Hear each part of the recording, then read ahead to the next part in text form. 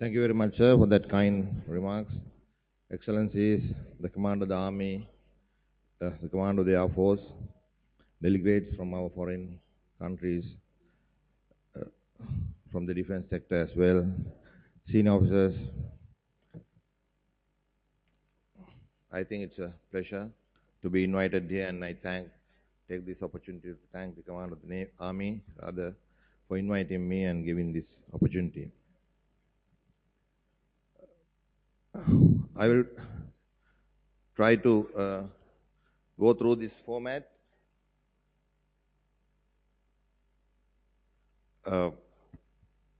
During the next 20 to 23 minutes of my presentation, will not touch upon piracy per se, because piracy, human trafficking, and other non-military, if you say so, threats that we have are interconnected, and we have to discuss that in the context of other challenges that we as navies confront.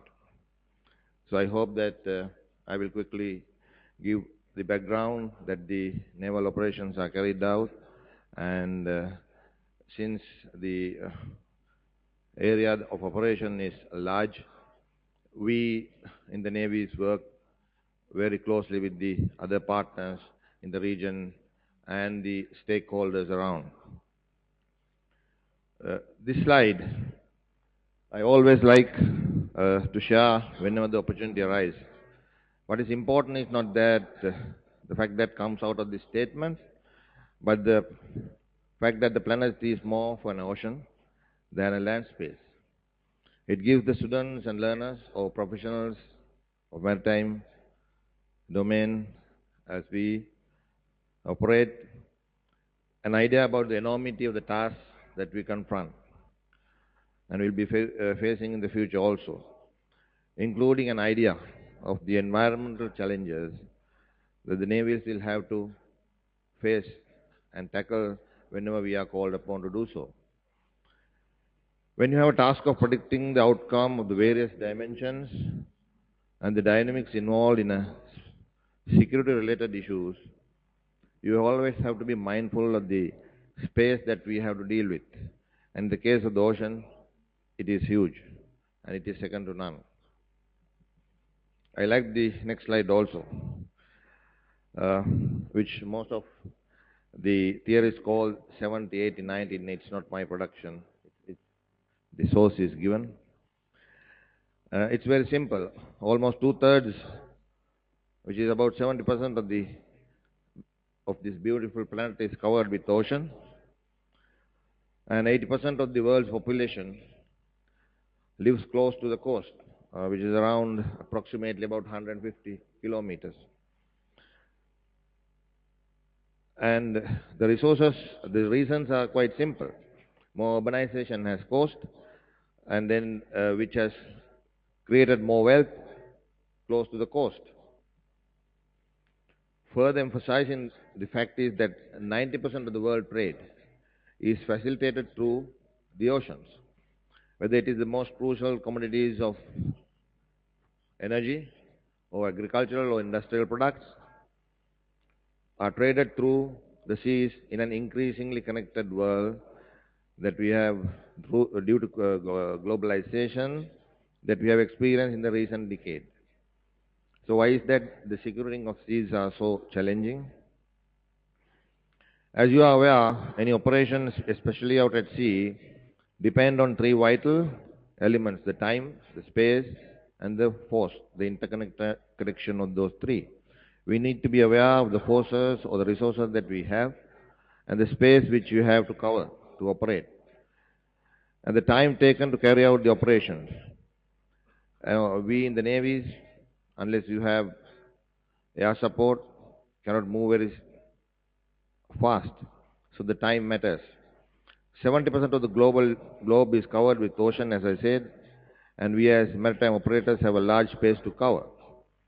And the resources for effective surveillance, especially for countries like us, are limited, if not meager. And as you all know, Everything depends on the way you look at things. Now, we in this continent have seen this picture, which is very common to us. Immediately, our mind goes to the land space about us, which is because it's a north-oriented map. But if you look at it in other way, our attention is immediately focused into the ocean. The vastness of the ocean surrounding us. For Sri Lankans, it is not our backyard. It is just in front of our doorstep. Therefore, the element of space overwhelms us. In our maritime operations, it's a huge patch of ocean. It puts a lot of strain on our resources and the other two elements that we discussed, the time and space. In this context, sir, my contribution today will be based on following 5 themes. First, the Indian Ocean. The Indian Ocean's unique strategic circumstances will make it increasingly important in economic and geopolitical terms for countries within the region as well as beyond it. The other factor is the vastness and the resultant challenges makes it mandatory for each nation to work in close collaboration to ensure security in the maritime domain. Therefore, we need to work on broadly shared objectives. Thirdly, the need for effective security architecture in the Indian Ocean region has never been more necessary, and we in the Indian Ocean is connected to the Atlantic and Pacific Oceans, and hence the security aspects of the Indian Ocean needs to be looked through that prism. Therefore, connected to that, the old strategic demarcations between the Indian and the Pacific Oceans are breaking down. As a new Indo-Pacific framework is gaining prominence. Therefore, even the US rebalance to the Asia-Pacific have significant relevance to us. So among many proposals for collaborative approaches for the Indian Ocean security architecture, I concur with the idea that a multi-layered approach is more applicable. In such an arrangement, grand structural initiatives will be the answer to counter much broader common challenges. On the other hand, bilateral or trilateral initiatives could be found to be very effective and practical to counter threats specific to certain regions, like the association that we had with the Australian government. I will come to that. Now let me briefly try to substantiate what I have proposed. When we speak about the ocean, we cannot speak about maritime security in the IOR alone. Since the Indian Ocean is drawn together with the Atlantic and the Pacific by these globalized supply chains. So this slide is evidence of that. However, the Indian Ocean during the last 2 decades has become a great ocean of great diversity, great potential, and great importance. It is significant because of the global and intra-regional trade which passes through it.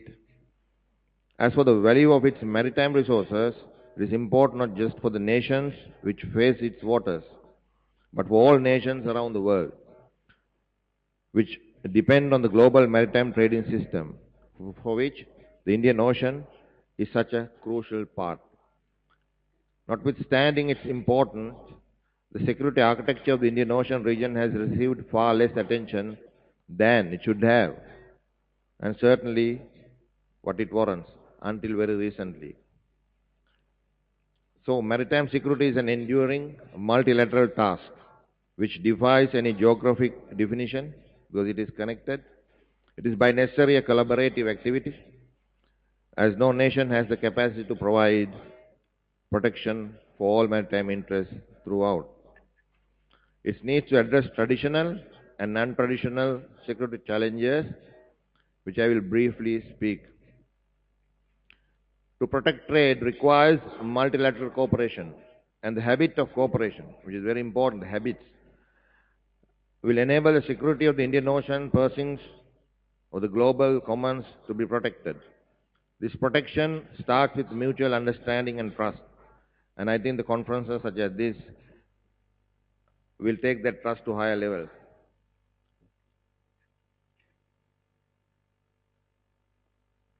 The ancient sea route shown here gives us an evidence that even in ancient times, the Asia and the Pacific have been connected through sea routes, and they used the monsoonal winds to travel through these oceans for commercial activities.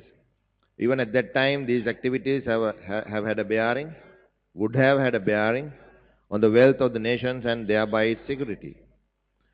The Silk Route, as we know, was interrupted by the Ottomans in the 15th century. We will see as we go along. Same is equally true in the present day's context. It is important to understand the strategic context, where we are analyzing the maritime security of the present day. I will not elaborate on each aspect, since it's quite obvious to the audience about the points highlighted and its relevance. The idea is to have these facts in back of our mind.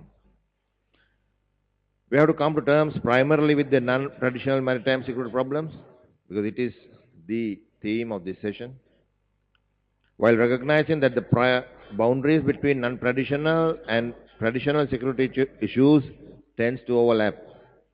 Traditional security concerns like interstate conflicts, failed or failing states, for example, generate non-traditional law and order situations at sea. The problems like illegal immigration, marine pollution, piracy, etc. And conversely, non-traditional security problems can inflame traditional security tensions and contribute to conflicts between states. This is much evident in the South China and the East China Seas, and I will touch upon that too.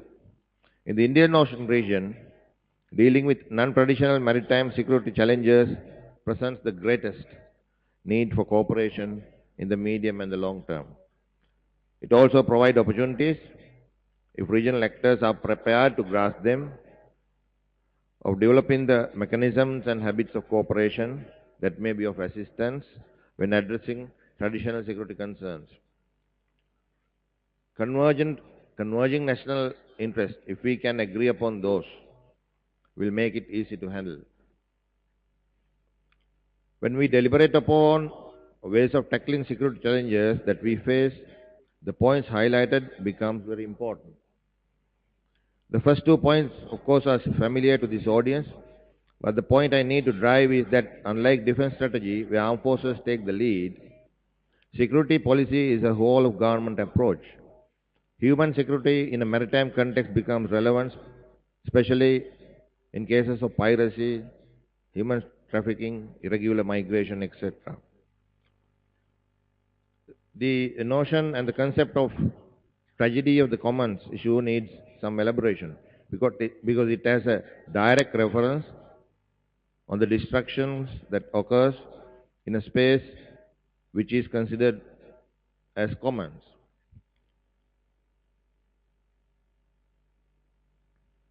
Ecologist Garrett Hardin's tragedy of commons theory has proven a useful concept for understanding how we have come to the brink of numerous environmental catastrophes. In short, people's collective behavior does sometimes cause civilizational threatening situations. The argument is that when something is common, every human being tries to get the largest share out of it and hence leads to conflict and disaster.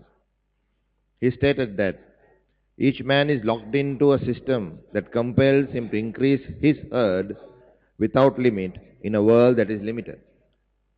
Ruin is the destination towards which all men rush, each pursuing his own interest in a society that believes in the freedom of the commons. When something is common, every one of us rush in to get the best out of it. And this concept goes back even to the Aristotle's time, where he has noted what is common to the greatest number has the least care bestowed upon it. Simply stated, this is the security dilemma, not only for environment issues. even when states behave to maximize their own national interests from something that is common to all of us, like the major parts of the ocean other than the exclusive economic zones, it can cause long-term conflicts and harm. As you can see, Atlantic and Pacific oceans are generally open seas, but the Indian Ocean is surrounded by choke points. A choke point is in maritime domain is such a strait where a large number of merchant traffic is forced to pass for lack of other alternative, and therefore greatly decreases the freedom of space for operation. In a combat sense, a numerically inferior defending force could successfully thwart, or a numerically asymmetric unit, maybe pirates or any other form of non-traditional threat, can cause a big challenge to a larger force, unless one could bring superior numbers to bear towards that region. This is a serious situation for countries which increasingly depend on these choke points, especially for energy supplies. Before I move into the next slide, just focus on the percentage of developing countries, especially China, energy supplies which moves from Gulf through Malacca, Sunda and Lombok Straits. Please note that these lanes with the pink border which goes through the straits will have to be protected at any cost in a potential crisis situation. This fact alone, I repeat, this fact alone will be crucial in deciding the development of naval fleets of countries like China to protect its power to have presence in large numbers in case of a crisis, or against non-traditional threats, like I mentioned earlier. Consequently, the strategic importance of the Malacca, Sunda and other straits would increase. First, the choke points would see a heightened and a simultaneous presence of different and perhaps opposing maritime forces. The growing maritime powers of India and China could extend their naval deployments into the Pacific and the Indian Ocean respectively. This fact is key to Chinese foreign policy and the so-called string of pearls theory. With regard to the Chinese involvement along the littoral countries of the Indian Ocean region, the oil supply lanes are in the black color. The theory is not anything that is being developed by the Chinese, and it has to be made very clear that I have no intention to put Hambantota port into this analysis. But that is, and the Sri Lankan governments have repeatedly denied such claims, but for outside maritime strategists who interprets Chinese developments, assistance to the region, interprets that this is an effort of replicating a Mahan-like strategy of having friendly ports to support power projecting navies. If you look at the South China Sea, the number of disputes among neighboring countries provides an indication of the complexities of the traditional conflicts of the Pacific region. But those traditional conflicts are connected to non-traditional infractions. The Chinese 9-dash line, which they claim as their territorial waters, penetrates through the EEZ of the other countries, causing increased tension and diplomatic maneuvers. The disputed areas of ownership and of mineral and other marine resources are being contested by many countries. This slide shows the number of countries claiming stake of many islands in those areas. All above facts will shape the maritime security challenges of the main stakeholders in the coming decade.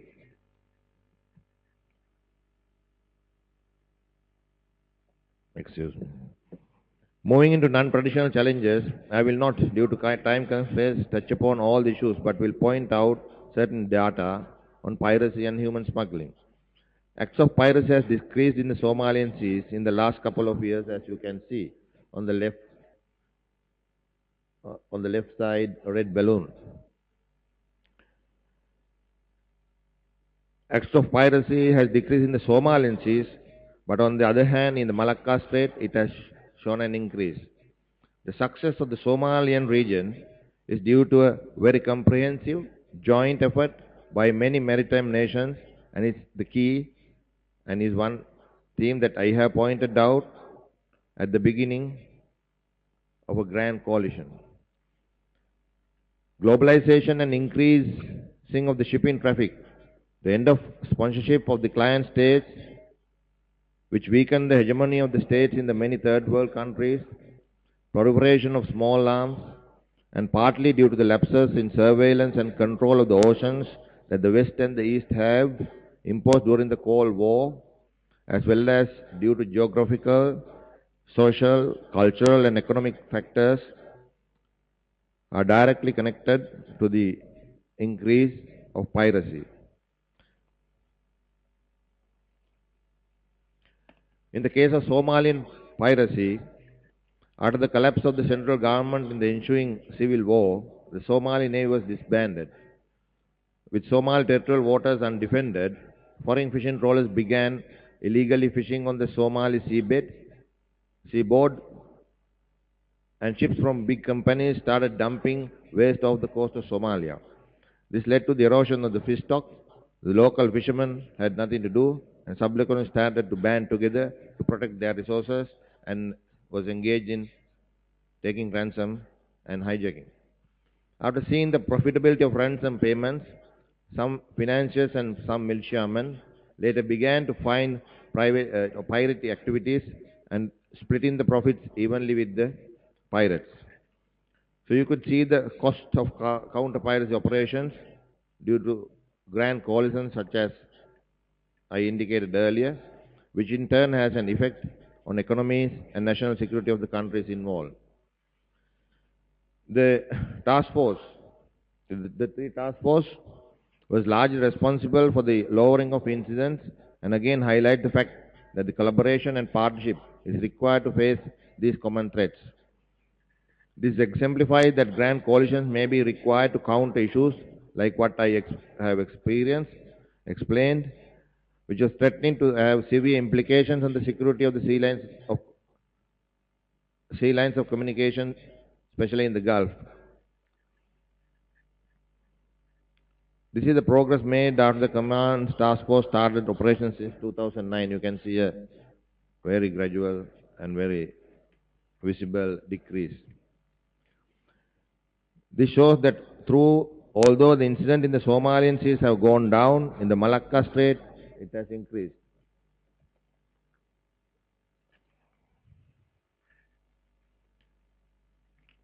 In the Malacca Strait, you have increased pirate activities. This strait is handled by a trilateral partnership in Malaysia, Indonesia, and Singapore, as I have indicated. So it is a much more lesser second layer cooperation.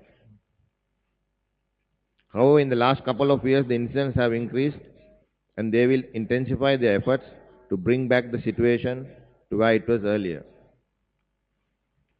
If I touch upon very briefly on human trafficking, I will not go into the details, but only touch upon the deaths that have caused due to illegal trafficking.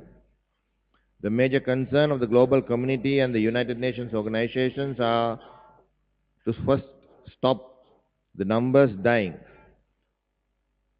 when they take these risky journeys thousands of miles out at sea. Then to regulate the migration process and protect the victims within the shores. The factors affecting illegal migration and the role of human racketeers need to be suppressed. Sharing of information in this regard is a crucial factor. A cooperative approach here is also required. For Sri Lanka, thankfully, with the cooperation and assistance by the Australian government for capacity and capability enhancement, we have been able to almost stop the human trafficking operations to Australia. But the traffickers are using other avenues possible, like allowing the migrants to fly to another countries and to transfer by boat to Australian shores. This is a success story of a bilateral partnership showing the possibility of achieving better results through a second layer of cooperation. We can see the progress made since 2013. We have almost stopped all the human trafficking activities.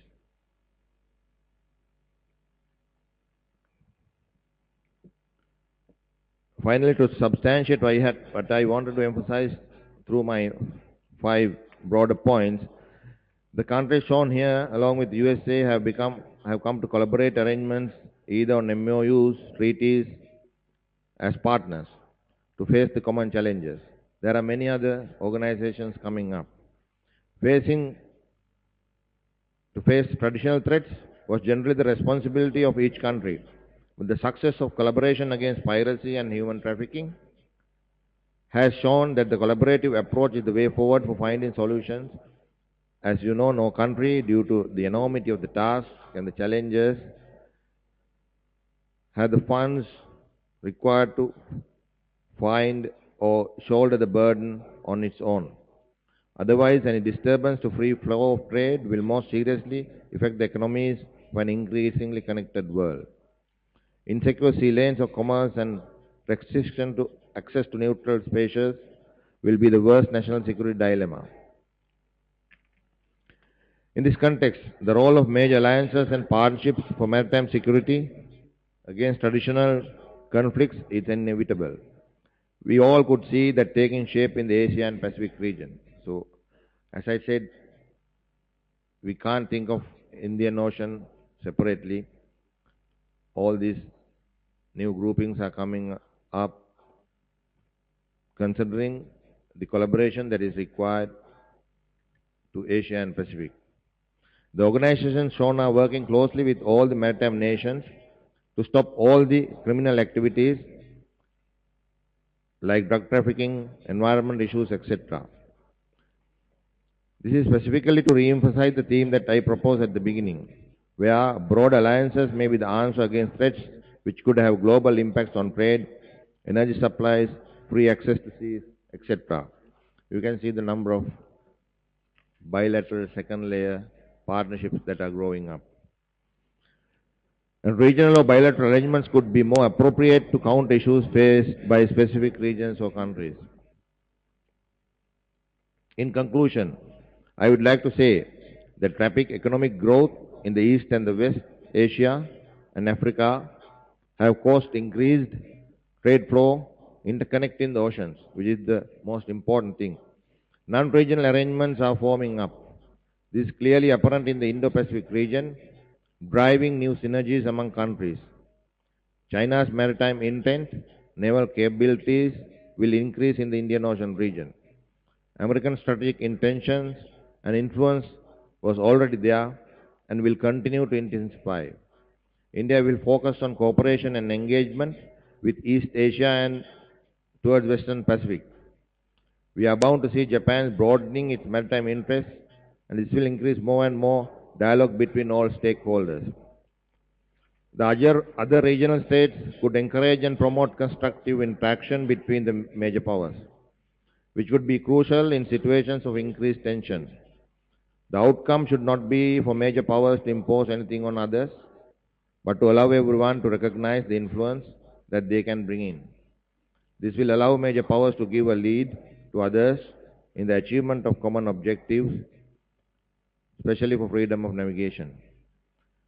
The other important aspect is to evolve a second layer of security initiatives for bilateral or trilateral partnerships among regional countries for reasons that I have discussed earlier.